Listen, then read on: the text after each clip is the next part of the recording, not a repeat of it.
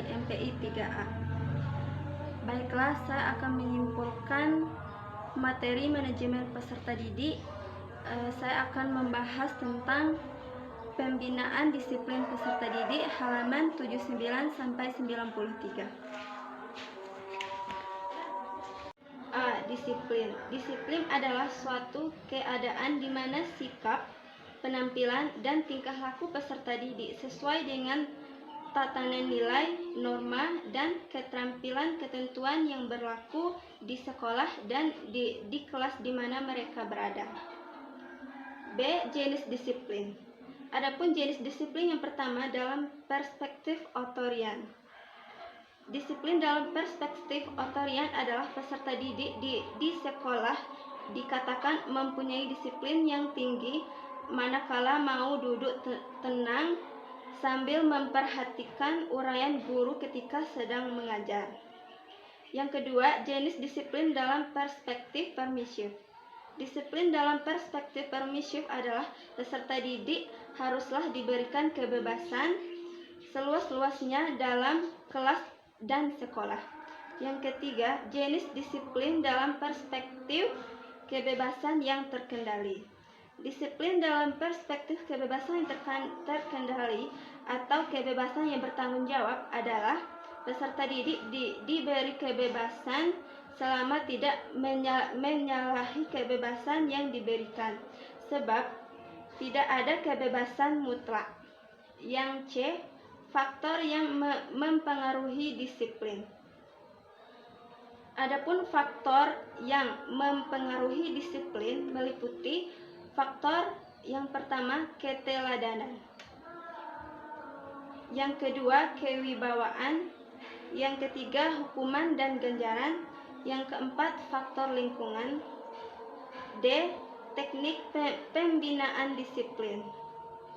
Imron mencatat setidaknya terdapat 3 teknik peserta didik pembinaan disiplin yang dapat diterapkan dalam pembinaan disiplin peserta didik di sekolah, yaitu 1. External control. Teknik external control adalah teknik pembinaan disiplin peserta didik di mana peserta didik haruslah dikendalikan dari luar peserta didik. Yang kedua, internal control. Teknik internal control adalah teknik pembinaan disiplin dengan mengupayakan peserta didik dapat mendisiplinkan diri sendiri. Yang ketiga, cooperative control. Teknik cooperative control adalah teknik pembinaan disiplin di mana antara pendidik dan peserta didik terjalin saling bekerja sama dengan baik dalam menegakkan disiplin. E. Kehadiran ketidakhadiran. 1. Pengertian ketidakhadiran dan kehadiran. Kehadiran peserta didik di sekolah atau school attendance adalah kehadiran dan keikutsertaan peserta didik secara fisik dan mental terhadap aktivitas sekolah pada jam-jam efektif di sekolah. Yang kedua, faktor penyebab ketidakhadiran. Adapun faktor yang menjadi penyebab ketidakhadiran, yang pertama, faktor yang bersumber dari keluarga. Yang kedua, faktor yang bersumber dari peserta didik. Yang ketiga, faktor yang bersumber dari sekolah. Yang keempat, faktor yang bersumber dari masyarakat. Yang keempat, pendekatan peningkatan kehadiran. Usaha-usaha yang dapat dilakukan untuk meningkatkan kehadiran peserta didik di sekolah adalah dengan melihat kasus per kasus dari peserta didik. Meskipun demikian, secara umum, pendekatan yang dapat dilakukan dalam peningkatan kehadiran peserta didik dapat dilihat dari 4 aspek. Yang pertama, perbaikan lingkungan rumah. Yang kedua, aspek perbaikan kondisi sekolah. Yang ketiga, aspek perbaikan terhadap peserta didik. Yang terakhir, aspek perbaikan terhadap kondisi masyarakat. F. Hukuman. Pengertian hukuman adalah suatu sanksi yang diterima oleh peserta didik sebagai akibat dari pelanggaran atau aturan-aturan yang telah ditetapkan. Sanksi demikian dapat berupa material dan dapat berupa non-material.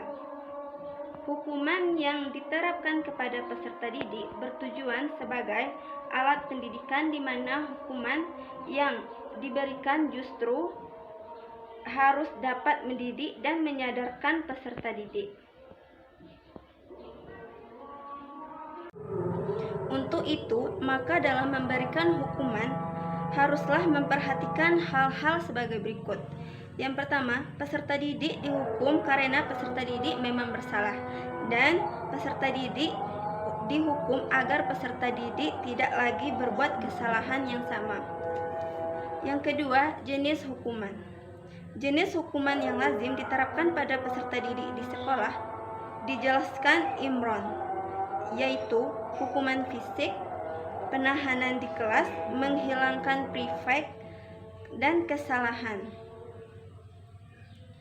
Saya akan menjelaskan hukuman fisik. Hukuman fisik misalnya menjewer, mencubit, menyepak, menendang, dan sebagainya. Yang B, penahanan di kelas.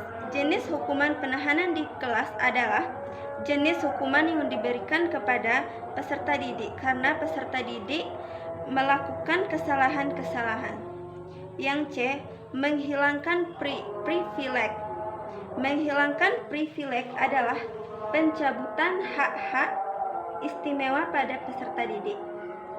D, denda.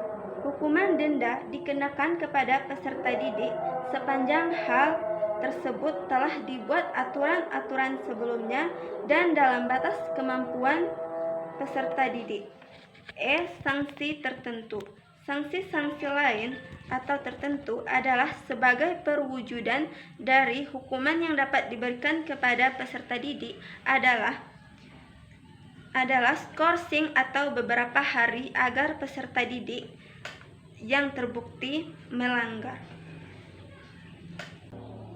Mungkin itu saja penjelasan dari pembahasan saya. Jika terdapat kesalahan, saya mohon maaf.